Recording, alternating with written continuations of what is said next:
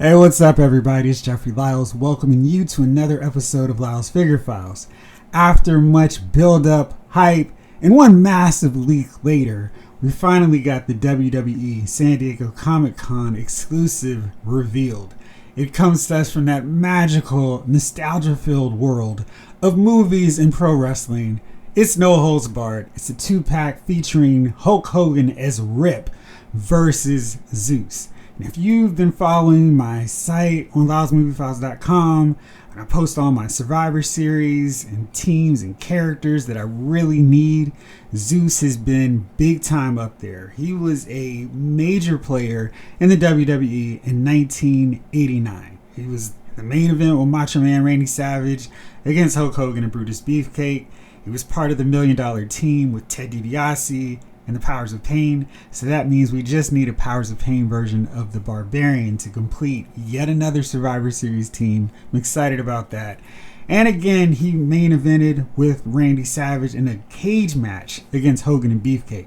So for 89, from the summertime on, Zeus was a main big time player. And it's really cool to get one of those major stars from the golden age of the WWF.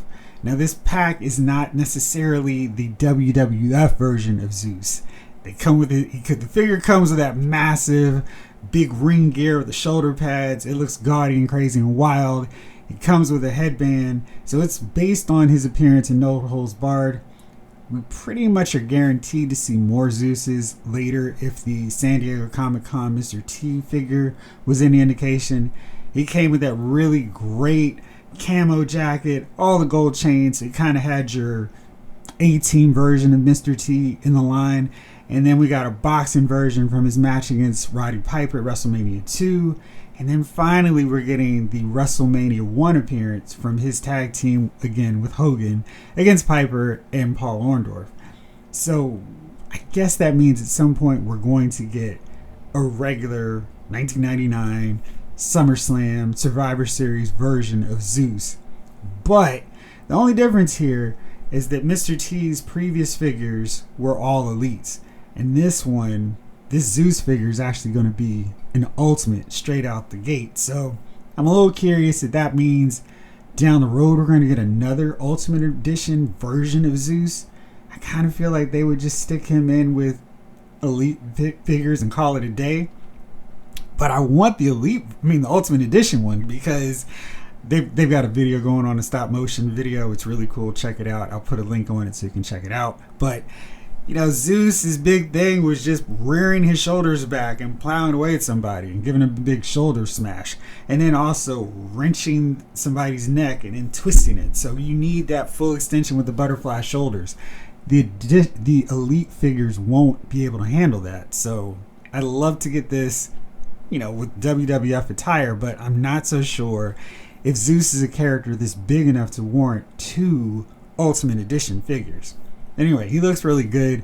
They've got 2 head sculpts with him, one the more outraged Zeus and the other slightly more perturbed. So it's kind of cool. He's a very, very thoughtful wrestler, and they've got him in 2 great head sculpts. He's got his ring gear, like I mentioned. He's also got his headband. He's got a belt and swappable hands, so we can do pretty much everything that you would expect and want out of a Zeus figure. So I like him. I just wish they had just gone that extra mile and just done the tights and have Zeus on the side. That way we're all locked in. I know for people who want that movie accurate look, they wouldn't have it, but I feel like more people would jump on it because it features that actual WWF look as well. As for Hogan as Rip, I'm not quite sure if he's got different head sculpts, but it looks like he may have a new one. At least one of these. He's got a couple at least. He's got the rip 'em gestures. That's kind of cool. New look for Hogan. I'm pretty sure at some point during his early 1984 run, Hogan rocked this blue tights attire. He wasn't stuck to just the red and white or red and yellow, which become his trademark later on. He'd mix it up, throw in some white tights, some light blue, kind of have a little variety. And then it was like, no, your outfit, yellow tights, red, the whole deal. So now this is another alternate look for Hogan if you want to mix it up, have some of his early 80s style. The rip 'em headband is removed, so you're not locked into a rip Hulk Hogan appearance. You can probably put one of those Made in USA shirts and have the same deal going. I don't like that he's got that Velcro running down the front again. I feel like they've made so many more advances with his shirts, just and overall with Mattel shirts with the cloth, that they could just do a slip over and we'd be fine. I don't need that one pose with Hogan ripping his shirt off. I mean, it's cool for that one look, but if you're going to do that, I would really love for them to have a separate shirt that's just fully unaltered, unripped, and non-big Velcro right along the front of it. So that's something I'd love to see in future figures. This set comes in vintage VHS box style, and it's really cool. It's got a rendition of the movie poster minus all the supporting players. So it's got Hogan, it's got Zeus, and they've got that iconic shot of them face to face, and just a really cool setup. And then you take the package off and it looks like the VCR tape that you put in there. It's a really cool look, and I like the way this came together. I think they're really sticking to that nostalgia style. The Mr. T came with the VHS set. The Sergeant Slaughter came with an old LJN presentation, and this goes back to another video cassette tape. So I'm kind of wondering what next year's setup will look like. If they're going to go with another LJN, continue that theme, or continue the VHS presentation. But I like this. I think this is a pretty decent value. It's a $70 set. So if you buy two Ultimates now, they regularly retail at $30. And I guess depending on where you get them from, they're actually $33. So that price tag of $70 isn't outrageous.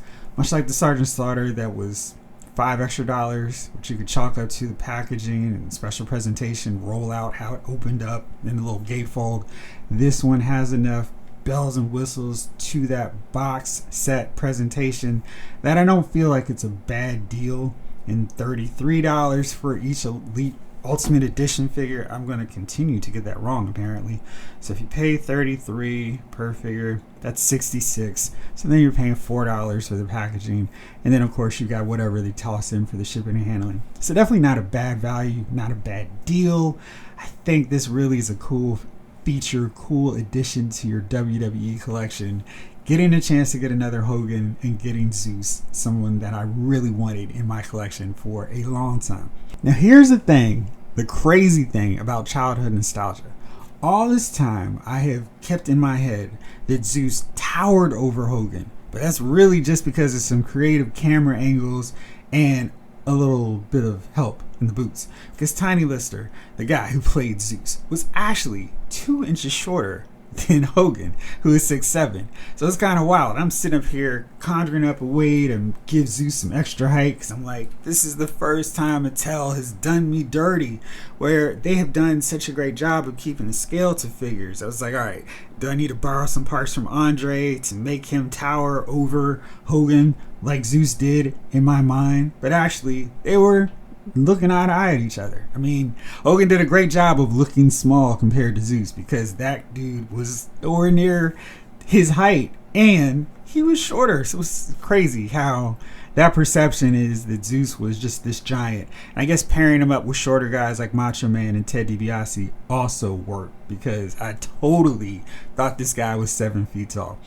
But yeah, I am really looking forward to this. I think it's a pretty decent value, and the only thing is, I really wonder if I'm going to regret this and they're going to release another Ultimate Edition Zeus where he's fully decked out in WWF gear. I feel like if they do, it's not going to be for a while, so I can kind of fill in and have this Zeus be a standby.